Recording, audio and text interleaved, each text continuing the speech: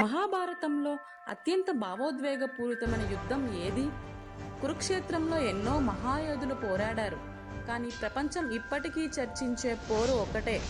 అది అర్జున మరియు కర్ణ మధ్య జరిగిన సమరం. ఇది కేవలం యుద్ధం కాదు. ఇది గర్వం వర్సెస్ గౌరవం, ధర్మం వర్సెస్ స్నేహం, అదృష్టం వర్సెస్ శాపం. ఒకరు జన్మతః రాజకుమారుడు, మరొకరు జన్మతః రాజకుమారుడే అయినా ప్రపంచానికి తెలియనివాడు. ఒకరికి దైవ సహాయం, మరొకరికి దురదృష్టం. ఒకరు ధర్మం కోసం యుద్ధం చేశాడు, మరొకరు స్నేహం కోసం ప్రాణం అర్పించాడు. అర్జునుడా గొప్పవాడు లేక కర్ణుడా మహాయోధుడు? ఈరోజు మనం వారి కథను వినబోతున్నాం. హృదయాన్ని కదిలించే కథ. అర్జునుడు పాండవులలో మూడవవాడు. దేవేంద్రుని ఆశీర్వాదంతో జన్మించాడు. అతని బాల్య శిక్షణలో నిండింది ద్రోణాచార్యుని వద్ద కఠిన సాధన. అదే సమయంలో కర్ణుడు జన్మించాడు. కుంతీ కుమారుడు, కానీ నదిలో వదిలివేయబడ్డాడు. అతని జీవితం మొదటి నుంచే పరీక్షలతో నిండింది. అర్జునుడు గురువుల ప్రియ శిష్యుడు. అతనికి గాంధీవం లభించింది. కర్ణుడు, అతనికి ప్రతిభ ఉన్నా సమాజం సూతపుత్రుడు అని అవమానించింది. అతను పరశురాముని వద్ద విద్య నేర్చుకున్నాడు. కానీ ఒక శాపం అతని భవిష్యత్తును మార్చింది. ఇక్కడే కథలో భావోద్వేగం మొదలవుతుంది. గురుకుల ప్రదర్శనలో అర్జునుడు తన ప్రతిభ చూపాడు. అప్పుడు కర్ణుడు రంగప్రవేశం చేశాడు. నేను కూడా ఇదే చేయగలను అన్నాడు. కానీ అతన్ని అడిగారు, నువ్వు క్షత్రియుడివా? ఆ అవమానం అతని హృదయంలో అగ్నిలా మారింది. అక్కడి నుంచే ఈ ద్వేషం మొదలైంది. కృష్ణుడు అర్జునునికి సారథి. గీతోపదేశం చేశాడు. ధర్మం కోసం యుద్ధం చేయమని సూచించాడు. కర్ణికి కూడా నిజం తెలిసింది. అతను పాండవుల పెద్ద అన్న అని. కానీ అతని స్నేహం వదల్లేదు.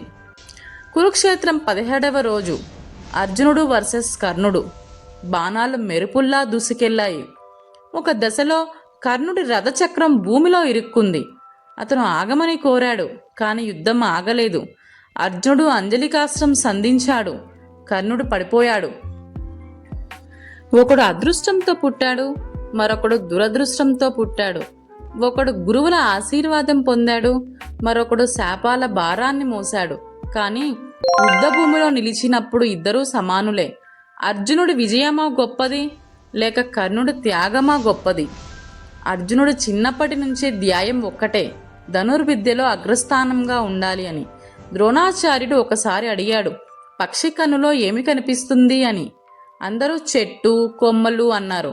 అర్జునుడు మాత్రం కేవలం కన్నే కనిపిస్తుంది అన్నాడు. అక్కడే అతని ఏకాగ్రత స్పష్టమైంది. కర్ణుడు కూడా అదే లక్ష్యం పెట్టుకున్నాడు. కానీ ప్రతి అడుగులో అవమానం, సూతపుత్రుడు అనే ముద్ర. అతనికి విద్య దొరకలేదు కాబట్టి అతను అబద్ధం చెప్పి పరశురాముని వద్ద విద్య నేర్చుకున్నాడు. కానీ గురువు తెలుసుకున్నప్పుడు శాపం ఇచ్చాడు. అత్యవసర సమయంలో నీకు విద్య మర్చిపోతుంది. ఇది కేవలం శాపం కాదు, అతని జీవిత తీర్పు. గురుకుల ప్రదర్శనలో అర్జునుడు అందరి ప్రశంసలు పొందాడు. అప్పుడు కర్ణుడు ముందుకొచ్చాడు. అతని ప్రతిభ చూసి అందరూ ఆశ్చర్యపోయారు. కానీ ప్రశ్న వచ్చింది, నీవెవరు? అతనికి సమాధానం చెప్పలేకపోయాడు. అక్కడే దుర్యోధనుడు ముందుకొచ్చాడు. నేను అతని అంగదేశ రాజుగా ప్రకటిస్తున్నాను. అక్కడే స్నేహం పుట్టింది. కర్ణుడికి మొదటిసారి గౌరవం ఇచ్చిన వ్యక్తి దుర్యోధనుడు. అందుకే కర్ణుడు స్నేహాన్ని జీవితాంతం కాపాడాడు. కురుక్షేత్రం 17వ రోజు. అర్జునుడి వెనుక ఉన్న శక్తి ఎవరు? కృష్ణుడు. కురుక్షేత్ర యుద్ధానికి ముందు అర్జునుడు సందిగ్ధంలో పడ్డాడు. నా బంధువులను ఎలా చంపగలను? అప్పుడు గీతా ఉపదేశం ఇచ్చాడు కృష్ణుడు. ధర్మం కోసం యుద్ధం చేయమని చెప్పారు. అక్కడి నుంచి అర్జునుడు కేవలం యోధుడు కాదు, ధర్మానికి ప్రతినిధి అయ్యాడు. కర్ణుడు దానశూరుడు. ఇంద్రుడు బ్రాహ్మణుడి వేషంలో వచ్చి అతని కవచ కుండలాలు అడిగాడు. అతను తెలుసుకున్నాడు ఇది మాయ అని. కానీ దానం ఆపలేదు, తన రక్షణనే ఇచ్చేశాడు. ఇది యుద్ధంలో అతని బలహీనత అయ్యింది, కానీ వ్యక్తిత్వంలో అతన్ని మహానుభావుడని చేసింది. యుద్ధం 17వ రోజుకు చేరింది. అర్జునుడు వర్సెస్ కర్ణుడు. బాణాలు ఆకాశాన్ని చీల్చాయి. ఒక సమయంలో కర్ణుడి రథచక్రం భూమిలో ఇరుక్కుంది. అతడు చెప్పాడు, ధర్మం ప్రకారం ఆగాలి. కృష్ణుడు అర్జునుడికి గుర్తు చేశాడు, ద్రౌపది అవమానం గుర్తుందా? అర్జునుడు అంజలికాస్త్రం సంధించాడు, కర్ణుడు కూలిపోయాడు. ఎవరు గొప్పవారు అని ఆలోచిస్తే యుద్ధ నైపుణ్యంలో అర్జునుడు గొప్పవాడు, దానం త్యాగంలో కర్ణుడు గొప్పవాడు, అదృష్టంలో అర్జునుడు గొప్పవాడు, దురదృష్టంలో కర్ణుడు గొప్పవాడు. మహాభారతం మనకి చెబుతుంది, జీవితంలో ప్రతిభ ఉండొచ్చు, కానీ అవకాశాలు కూడా అవసరం. అర్జునుడు గెలిచాడు, కానీ కర్ణుడు మన హృదయాలలో గెలిచాడు.